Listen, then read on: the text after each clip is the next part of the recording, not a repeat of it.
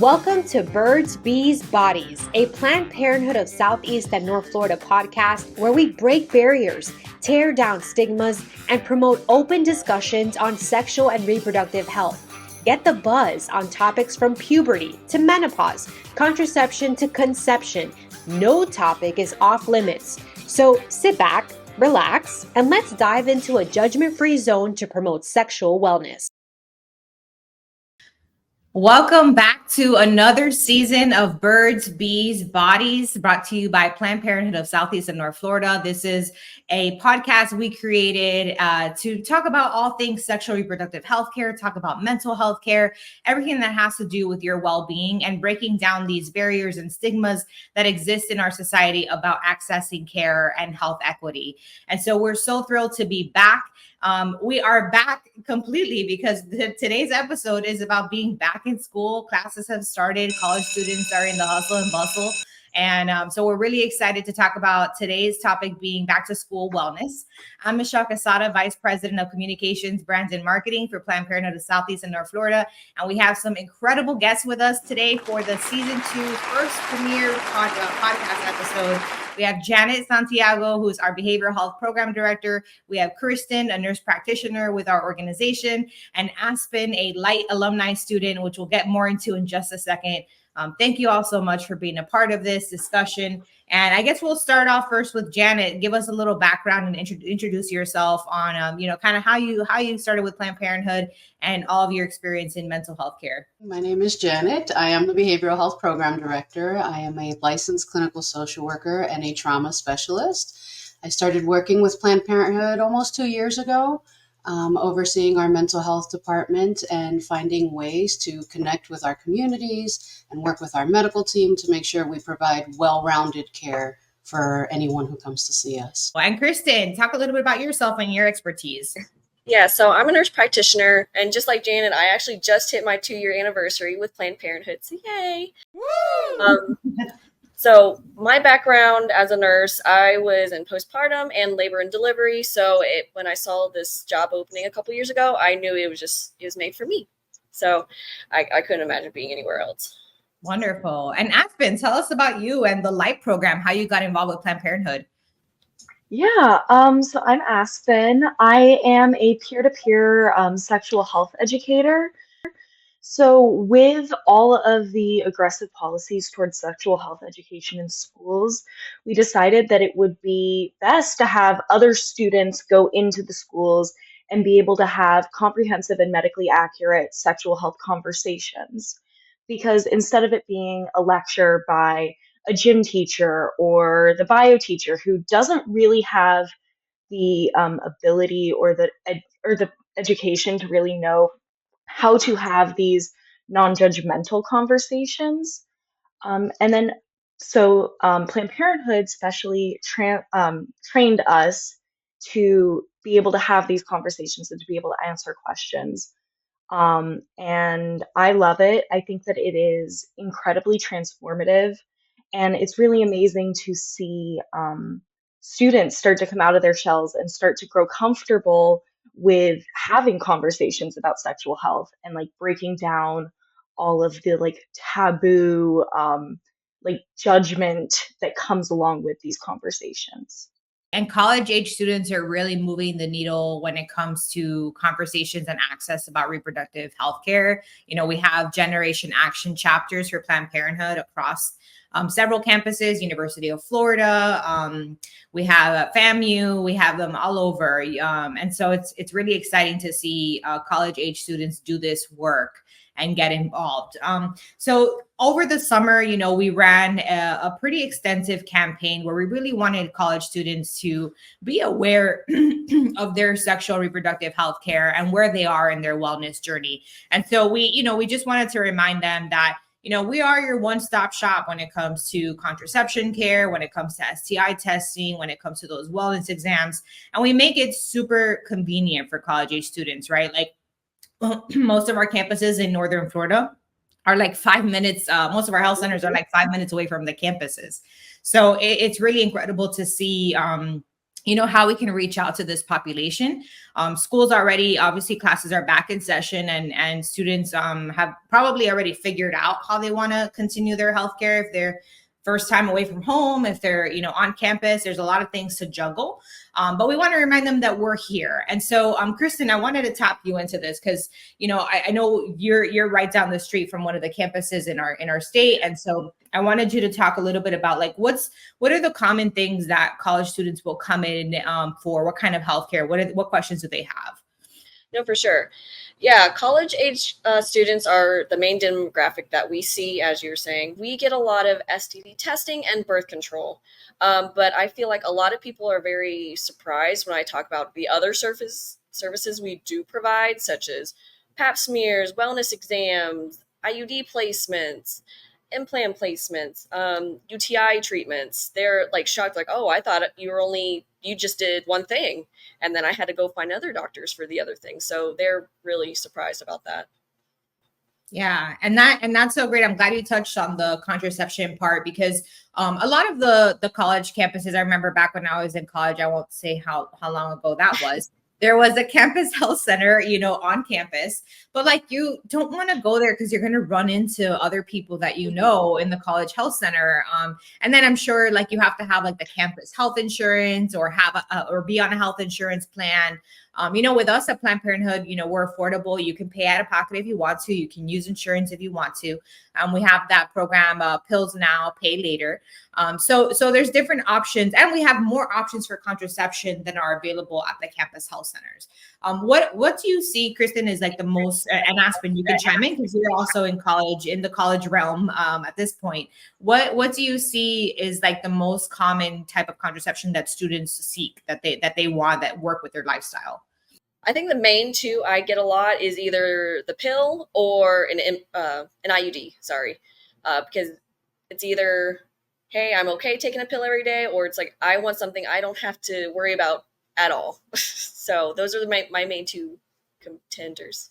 I definitely see a lot of people taking the pill, and I see less of the IUD, but that's because I'm currently going into my sophomore year. I think a lot of people in my age level aren't really getting the IUD yet. I've seen a lot more of the implants, just because it's like also pretty low maintenance. You just have to deal with it every couple of years.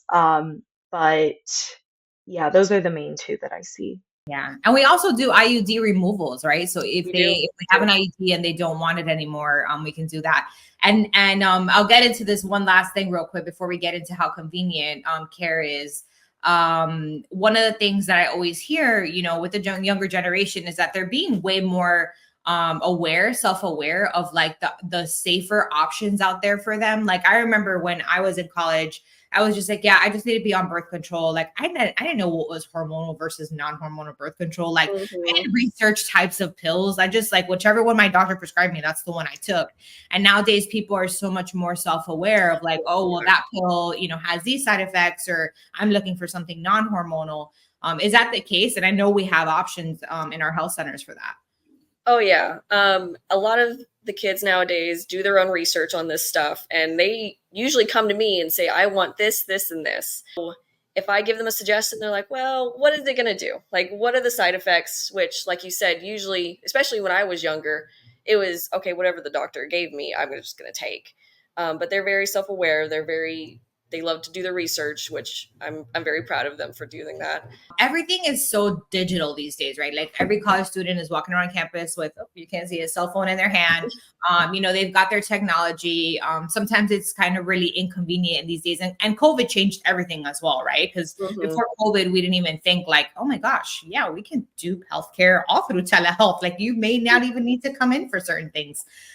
So we have telehealth care, and they can like you said earlier, Kristen, if you have a UTI or you have any other reproductive problem visits, right, you can kind of talk to a provider via telehealth virtually, share what symptoms you're experiencing, and then they might send you out for like further testing or send you something to kind of get more details.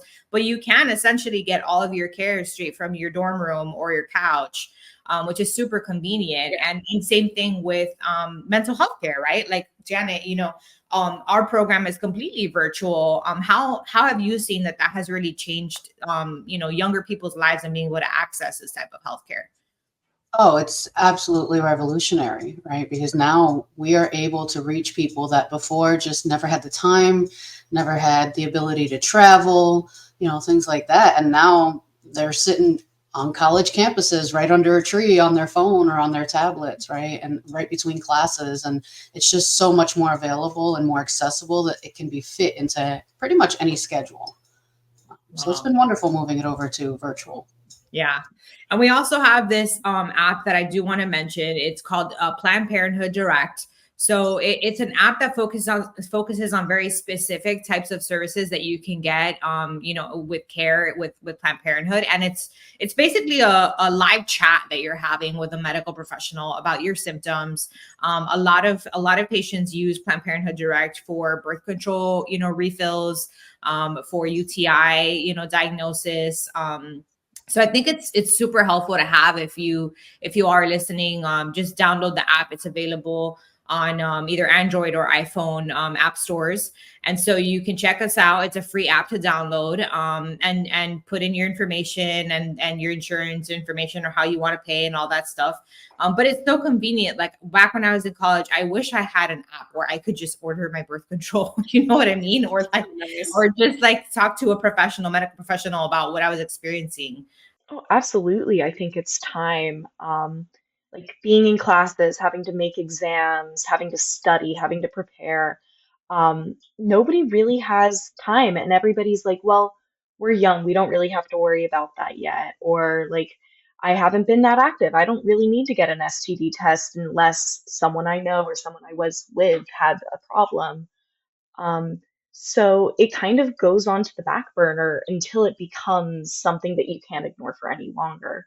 So having the ability to make something so convenient and so efficient is something college students really look for and really appreciate. We have a lot of people that come in and want to get rapids because they're supposed to be done in like 30 minutes to an hour. And especially if you do have something on your mind, like, oh, I don't know, I heard this person, that person, I'm not feeling right. It is a nice peace of mind to know, like, okay, I'm going to get my results today in an hour, and I need to know.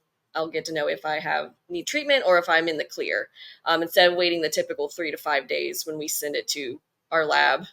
So it gives them a little peace of mind. Yeah, and depending on like how busy the health center is, I feel like you could even get the results like within 20 minutes. Like the test exactly. Quick. It's just a matter of like how busy is the health center that day. Exactly. Yeah. The tests are for HIV, chlamydia, gonorrhea, and syphilis, right? So like yes. the main core STI tests that people are worried about. That's so cool. I wish all this stuff existed when I was in school. Let's switch gears real quick and just talk about, it's been a tough year. Okay. Like all around, right? It's been a tough year. I remember, when I was in college, like there's so many things that you're worried about when you start a new semester. Whether you're going to college as a freshman and everything's so fresh and new to you, like you just left all your friends in high school, maybe you left your hometown and you're in a new town. You might be away from your parents or guardians for the first time.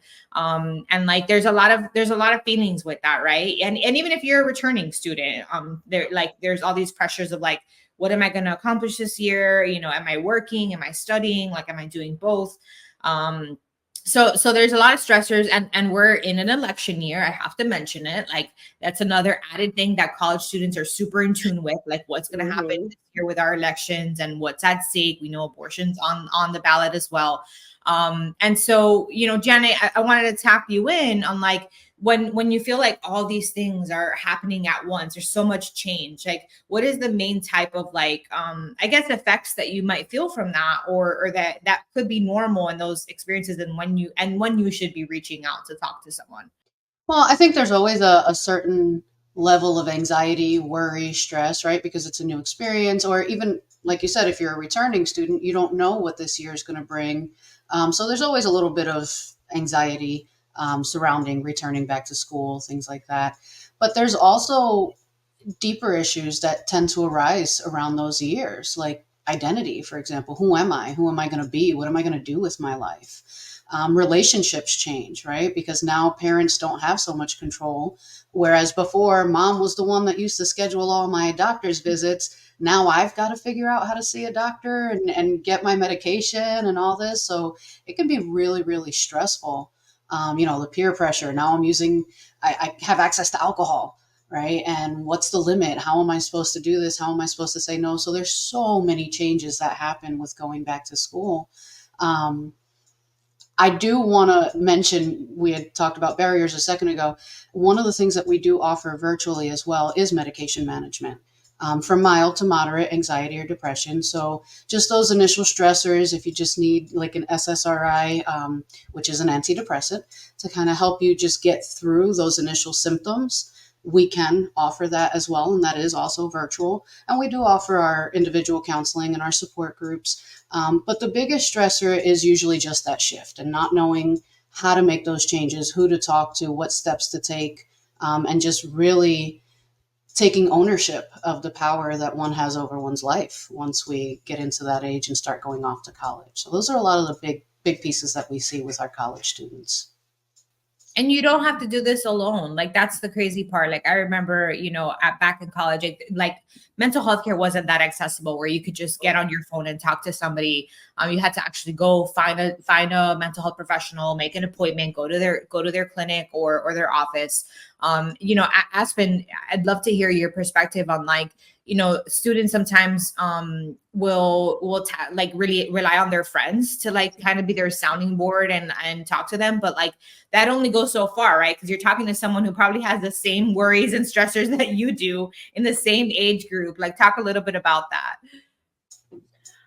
Yeah, I think it's definitely something that you see a lot. But I think it's less in college. I noticed that a lot in high school is like that very intertwined, very reliant and codependent friendships. And then in college, I've seen this shift for like people going to do mental health care, especially through like the school covered free mental health care that my college offers. So I've noticed people being like, I want a unrelated, like confidential person who can give me actual advice instead of someone who's in the middle between two sides trying to figure out the right thing to say instead of like the most helpful or most beneficial thing. And I think that that's a really amazing shift.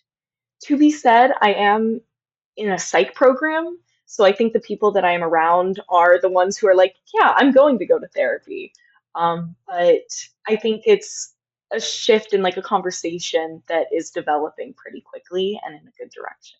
No, but I think you're right. I think once you get to college, like Janet said, you start to rely more on yourself and less on, your friends, your family. And sometimes that's forced on you, right? Like, you may not be friends, like as close with your friends you were in high school anymore. You may not get to talk to them as much anymore. You may be living away from your parents for the first time, or your guardians or your family members. So you are kind of forced to become an adult, right? Like, and, that's how we do as adults. We have to kind of figure out, I feel this problem or I have this symptom. How do I fix it? Like, let me go to the professionals, which is really great to see. And again, back to our point, I feel like this generation of college students is way more self-aware, right? And like, they know, oh, this is out there. I don't have to feel this way. I don't have to continue this way. Well, it's more acceptable now, right? Like the stigma is not as bad as That's it too. Back in the day. But it's more acceptable to be aware, and people are recognizing that, mental health is a full part of health. It's not just a separate thing that only people that are crazy or, people with problems have. Everyone has mental health, right? But I did want to make an important point. Not everyone needs therapy. Some people, a support group is good enough, or just doing some self-care work, or, reading, watching videos, things like that. That's fine. But I do want to point out that if anyone's experiencing like persistent sadness, like it just won't go away, or the anxiety is so overwhelming that now you can't focus, or you can't sleep, or you're having panic attacks, those are the times where it's really important to seek out a professional. who can do an evaluation and who can help you determine what the right steps are to take. Friends and family are great supports, but sometimes it gets to the level where a professional really needs to step in and do a full assessment and really give you the appropriate feedback and medical care.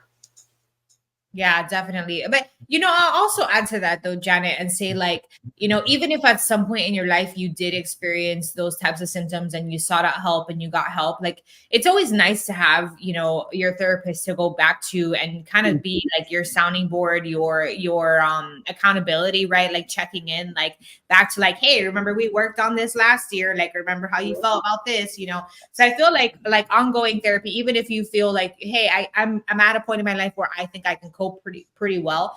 There's never going to be a disadvantage or a con to being able to go and talk to someone who's a professional who can kind of help you sort out your feelings and sort out, why you're feeling this way or why you're acting this way. Right.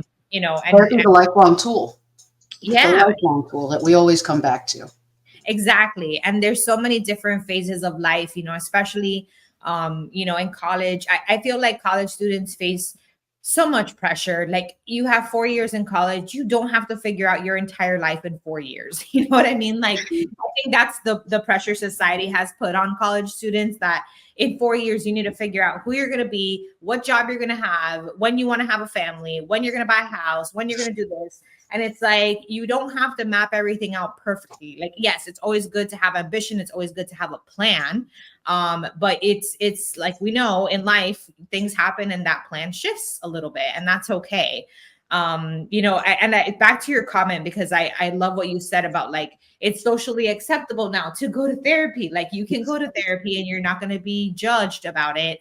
I feel like almost it's gotten to the opposite, where now opposite from back in the day, where now if you don't have a therapist, you're not cool. Like there's something wrong with you.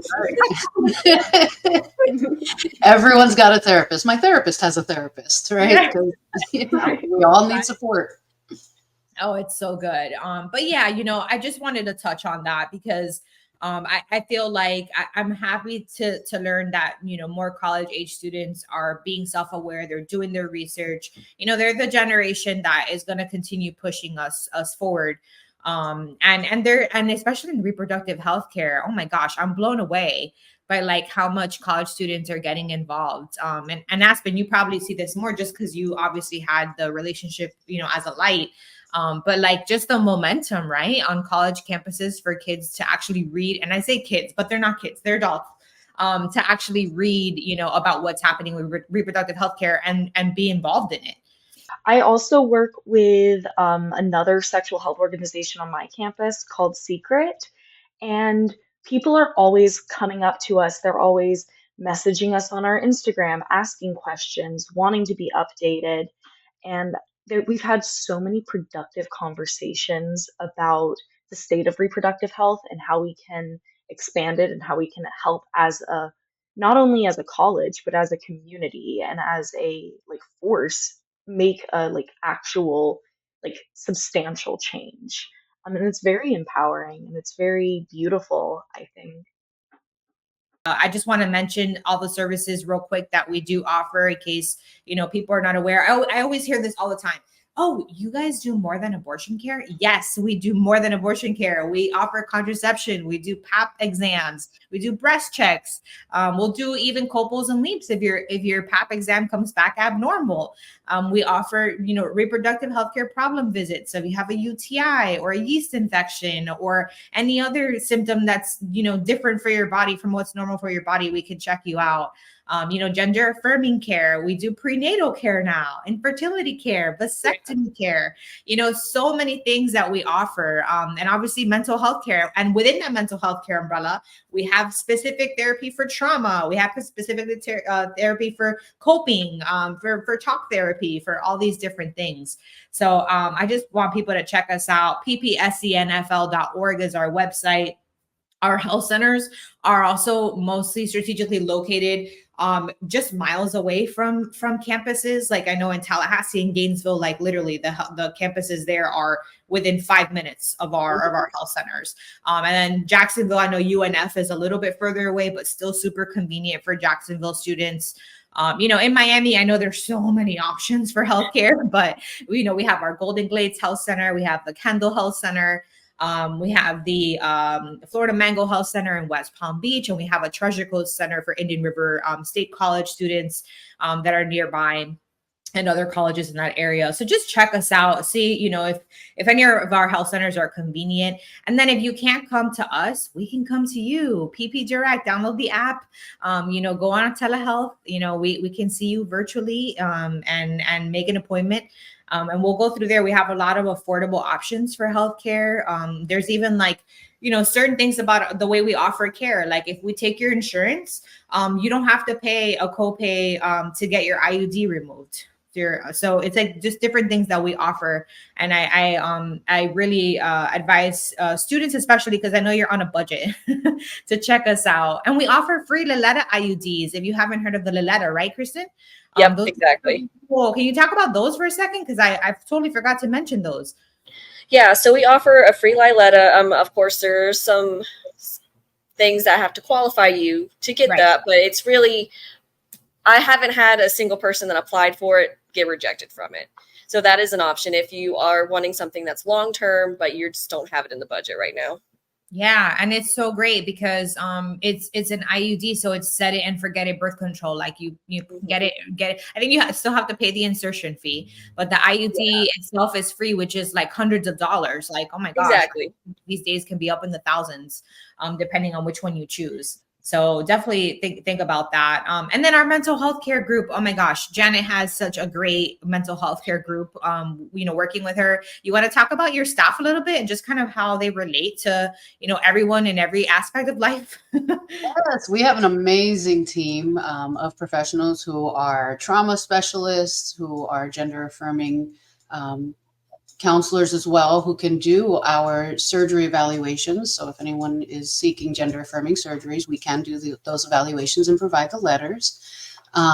We have our individual in our group, like I said before, but one of the things I really want to emphasize is that for those that are uninsured or can't afford our self-pay, which we keep really low, specifically so that we can be affordable to others, we do have pro bono services with our clinical interns. Now, these are college level interns, typically in advanced standing. So they are the cream of the crop.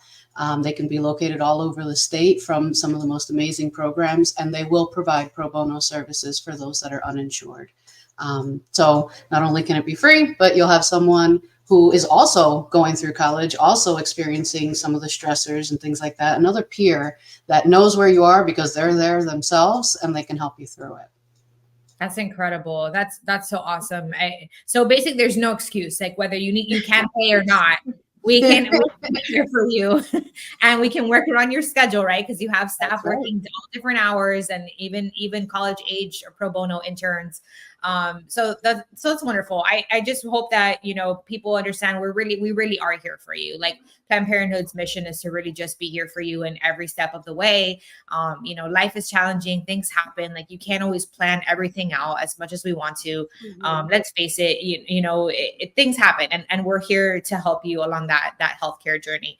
You guys were amazing. Thank you so much for being a part of this podcast. I do want to just kind of tell that we do have on our website, ppscnfl.org, a great web page all about returning to campus and all the things that, you can continue to do to stay healthy while you're in school. The mental health care options, the prevention packs that we sell in our health centers that are $20, just pick them up. They have emergency contraception in there, lubricant, condoms, a pregnancy test.